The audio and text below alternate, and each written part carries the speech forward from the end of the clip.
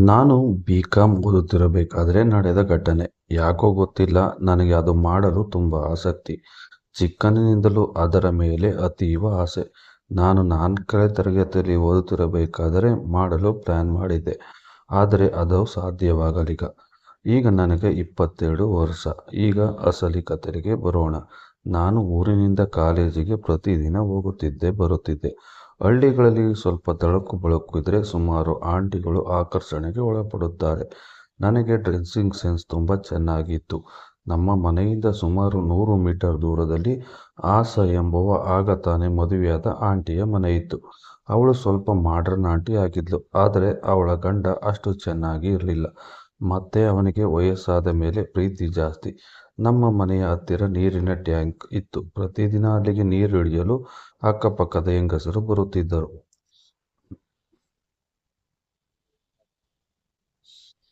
ಹೀಗೆ ಒಂದು ದಿನ ನಾನು ನಮ್ಮ ಮನೆಗೆ ನೀರು ಹಿಡಿಯುತ್ತಿರಬೇಕಾದರೆ ಆಸಾನು ನೀರು ಹಿಡಿಯಲು ಅವರ ಅತ್ತೆಯ ಜೊತೆಯಲ್ಲಿ ಬಂದಳು.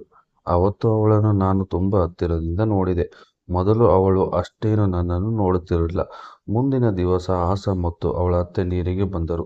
ನಾನು ಸಹ ಅಲ್ಲಿಗೆ ಹೋದೆ. ಆಸಾಳ ಅತ್ತೆಯನ್ನು ಕಾಫಿ ಆಯ್ತಾ ಅಂತ ಕೇಳಿದೆ.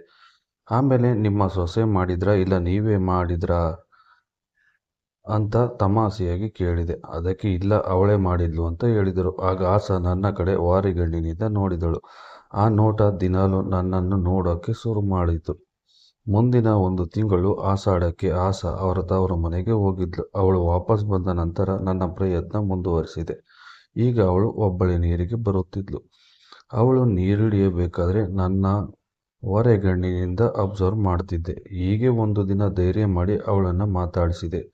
ಎಲ್ಲಿ ನಿಮ್ಮ ಯಜಮಾನರು ಕಾಣುತ್ತಿಲ್ಲ ಅಂದೆ. ಯಾರೋ ಸಂಬಂಧಿಕರ ಮನೆಗೆ ಹೋಗಿದ್ದಾರೆ ಅಂದ್ಲು. ನಿಮಗೆ ಬೇಜಾರಾಗ್ತಿರ್ಬೇಕು ಅಂದೆ.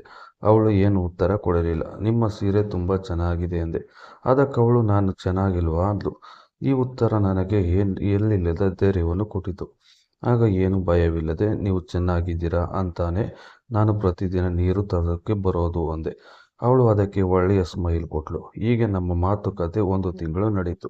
ಒಂದು ದಿನ ಧೈರ್ಯ ಮಾಡಿ ನಾನು ನಿಮ್ಮ ಕೆನ್ನೆಯನ್ನು ಕಚ್ಚಬೇಕು ಅನಿಸ್ತಿದೆ ಅಂದೆ. ಏನು ಉತ್ತರ ಬರಲಿಲ್ಲ. ಯಾಕೆ ನಾನು ಹಾಗೆ ಕೇಳಿದೆ ಬೇಜಾರಾಯ್ತಾ ಅಂದೆ. ಅದಕ್ಕೂ ಏನೂ ಉತ್ತರ ಬರಲಿಲ್ಲ. ಮತ್ತೆ ಅವಳು ಆ ದಿನ ನೀರಿಗೆ ಪುನಃ ಬರಲೇ ಇಲ್ಲ. ಅವಳಿಗೆ ಬೇಜಾರಾಗಿರಬೇಕು ಅಂತ ಸುಮ್ಮನಾದೆ. ಮಾರನೆಯ ದಿವಸ ಅವಳು ನೀರಿಗೆ ಬರುವ ಟೈಮಿಗೆ ಸರಿಯಾಗಿ ನಮ್ಮ ಮನೆಯ ಕಿಟಕಿಯನ್ನು ಸ್ವಲ್ಪ ಓಪನ್ ಮಾಡಿ ನೋಡುತ್ತಿದ್ದೆ. ಅವಳು ಬಂದಳು. ನಮ್ಮ ಮನೆಯ ಕಡೆ ನೋಡಿದಳು. ಪುನಃ ನೋಡಿದಳು. ಮತ್ತೆ ಮತ್ತೆ ನೋಡುತ್ತಾನೇ ಇದ್ಲು. ಅವಳ ಮುಖದಲ್ಲಿ ಬೇಜಾರು ಮನೋಭಾವನೆ ಇತ್ತು. ಆ ದಿನ ಅತಿ ಹೆಚ್ಚು ಬಾರಿ ನೀರಿಗೆ ಬಂದ್ಲು. ನಾನು ಮಾತ್ರ ಹೋಗಲೇ ಇಲ್ಲ. ಅವಳು ನನ್ನನ್ನೇ ಹುಡುಕುತ್ತಾಳೆ ಅಂತ ನನಗೆ ಗೊತ್ತಾಯಿತು. ಮಾರನೆಯ ದಿನ ನಾನು ಸಹ ನೀರಿಗೆ ಹೋದೆ. ಎಲ್ಲಿ ನೆನ್ನೆ ಕಾಣಲೇ ಇಲ್ಲ ಅಂದ್ಲು. ನೀವು ಬೇಜಾರು ಮಾಡ್ಕೊಂಡಿದ್ದೀರಾ ಅಂತ ಬಂದಿಲ್ಲ ಅಂದೆ. ಇವತ್ತು ಬಂದಿದ್ದೀರಾ ಅಂದ್ಲು. ಇವತ್ತು ನನಗೆ ನಿಜವಾಗ್ಲೂ ನೀರು ಬೇಕು, ಅದಕ್ಕೆ ಬಂದೆ. ಇನ್ನೊಂದು ಸಾರಿ ಸಾಕು, ಮತ್ತೆ ಬರಲ್ಲ ಅಂದೆ. ಯಾಕೆ ಕೆನ್ನೆ ಕಚ್ಚಲ್ವಾ ಅಂದ್ಲು. ಆಗ ನನಗೆ ತುಂಬ ಖುಷಿಯಾಯಿತು. ಹೀಗೆ ಸುಮಾರು ತಿಂಗಳು ಆಯಿತು. ಒಂದು ದಿನ ಅವಳು ನಾಳೆ ಊರಿಗೆ ಹೋಗುತ್ತಿದ್ದೇನೆ ಅಂದ್ಲು. ಆಮೇಲೆ ಒಬ್ಬಳೇ ಅಂದ್ಲು. ನನಗೆ ಅರ್ಥ ಆಯಿತು. ಪ್ಲ್ಯಾನ್ ಮಾಡಿದ್ವಿ. ನಾಳೆ 8 ಗಂಟೆಗೆ ಬಸ್ ಸೀದಾ ಬೆಂಗಳೂರಿಗೆ ಹೋಗೋಣ ಅಂತ.